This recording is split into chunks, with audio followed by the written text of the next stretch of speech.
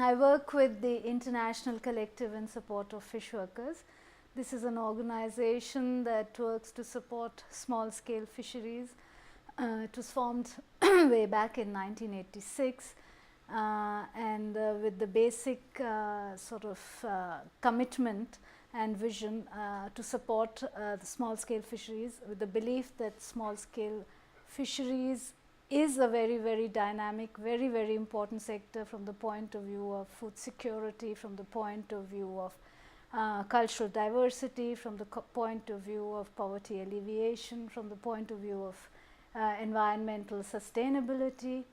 And we've been working over the years to visibilize small scale fisheries and to make sure that there is greater support to the sector at various levels, and to draw attention to the role and the contribution of the sector. We've been engaging in various international processes and working with fish worker groups internationally in countries particularly of the south. And one of our major efforts has been to try and get international sort of negotiated document or a guidelines that is to support small scale fisheries.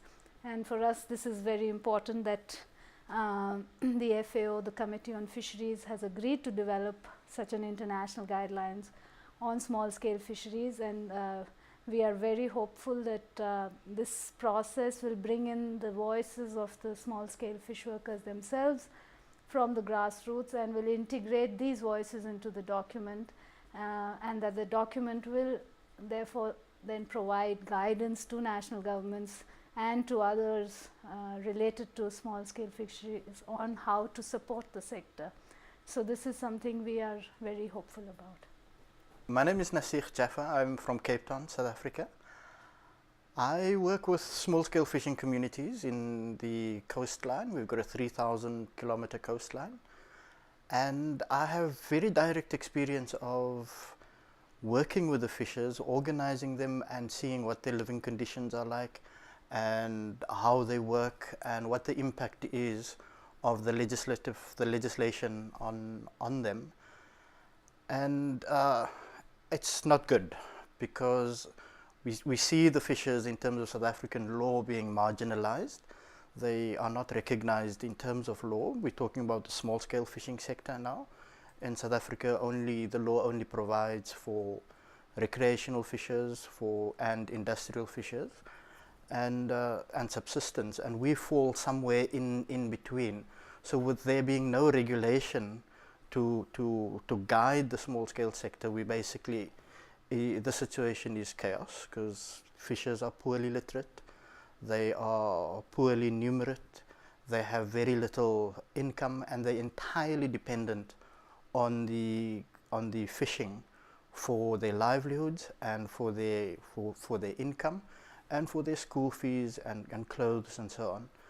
And when there's no regulation to guide it, it means that they fall criminal or foul to the law all the time, because what they do is essentially illegal, and if they are caught, then they're put in jail or they're given heavy fines, and those are things that they cannot afford. So the small scale fishing sector is a crucial sector in the rural fishing villages, but it is a sector that is ignored by law.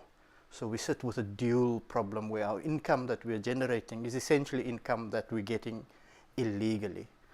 So there is a strong need for that to be turned around, and we believe that the voluntary guidelines that we are currently developing at FAO plays a crucial role in helping to turn that around, because it does two things. On the one hand, it restores the dignity, or it has the potential to restore the dignity of fishers into their lives, into their families, and into their communities.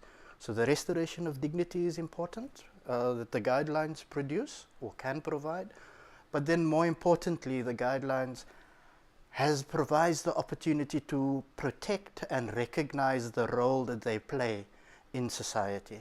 So it protects their income more broadly, and if they earn income, it has a ripple effect in developing other economic opportunities in those communities. So these guidelines are crucial for us, and we need it. We look forward to it. My name is Margaret Nakato. I come from Uganda, and in Uganda I work with women in the fishing communities. Having worked with women in the fishing communities for over 16 years, it has made me realize how important small-scale fisheries is for the people in my community. Is that almost everything in this community thrives on a flourishing small-scale fishing industry. It's a source of food for people in this community. It is a source of livelihood to meet their first basic needs, that is healthy education for their children. And for women, it is a big, it's of very importance to them because it employs women in processing, and with fish, then they have access to food for their families, meeting the nutritional needs in this community. And it employs a lot of women. And in Uganda, where people are more vulnerable to losing employment, it's like the last resort of employment, so it attracts a lot of people, and it's very important for people in the fishing communities. The development of the international guidelines, which are aiming at securing small-scale fisheries, for me, what I see as important is that the guidelines will help to guide development interventions in the fishing sector, to guide policy making so that these policies will again contribute towards securing livelihoods for people in the fishing communities. So I look at them as something which is very important, because then I see that they are going to secure the livelihoods of people in fishing communities, first meeting their basic needs, which is food, not for profit, but also small-scale fishing is a way of life for so many people, and people in the fishing communities, we feel that this is a very good way of harvesting fish, which is sustainable. The other important thing which I look at and expect from the guidelines is to ensure that small-scale fisheries resources can be sustained. I look at the guidelines as something which is going to give guidelines on how we should harvest, but in a manner that will enable a continuation of these small-scale fisheries. Well, the Marine Stewardship Council is an organization that is interested in ensuring sustainable livelihoods and ensuring that those livelihoods are protected and that the environment is sustainable. And small-scale fisheries play a very important role in providing and supporting livelihoods. So it's essential that livelihoods are sustainable, that the resources are sustainable. And one way to do this is to ensure that consumers and their purchasing habits actually support small-scale fisheries. And that's important. Increasingly, consumers are interested to see that the way they purchase, the seafood they purchase, is not having a negative impact on the livelihoods and the sustainability of fisheries resources.